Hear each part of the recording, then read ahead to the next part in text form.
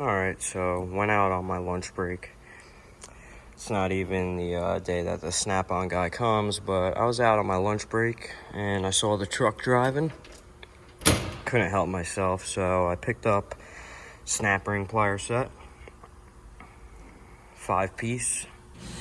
There's the part number, SRPCR105,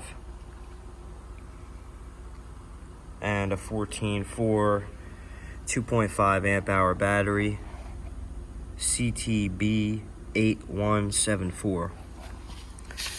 He also gave me a catalog, so we'll flip through this real quick and see what they got. Some scanner BS. So we got some lights, some scrapers.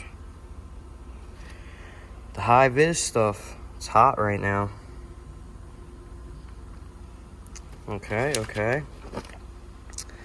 Oh, snap ring plier set. This was actually on promo today, so that's why I ended up grabbing it. 14.4 hacksaw. Not bad.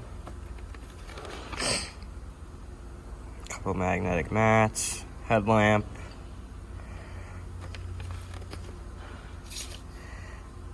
Box.